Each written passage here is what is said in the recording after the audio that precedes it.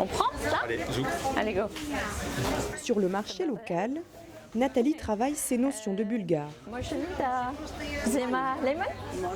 La famille vient de Metz, passer une semaine chez leur hôte, Jean, un Français installé ici depuis 11 ans. Il sert de guide pour ce premier voyage en Europe de l'Est. Les enfants s'initient aux spécialités culinaires dans un cadre privilégié.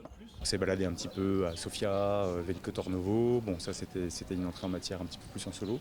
Mais depuis qu'on est ici avec Jean, il nous explique plein de choses sur le pays, sur la région. Et ça, c'est vraiment un atout. Ouais. Dans sa maison, la chambre ne coûte que 400 € la semaine à 4. Depuis 2 ans, cet albigeois reçoit au moins 6 ou 7 familles de Français l'été. Suite aux révolutions du printemps arabe, beaucoup de Français ont cherché d'autres destinations, notamment vers les Balkans, que ce soit la Roumanie et la Bulgarie. Donc, destinations peu chères et bon, exotiques également, et européennes, c'est-à-dire qu'ils ne sortaient pas de l'Europe, donc plus sécures. Donc c'est pour ça je pense qu'ils ont choisi la Bulgarie. Donc Karadéré, tu suis le petit chemin de terre.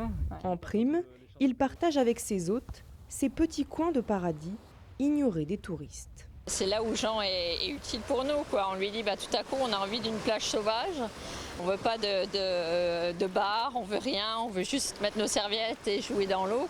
Et là tu vois le paysage, tu rêves, quoi.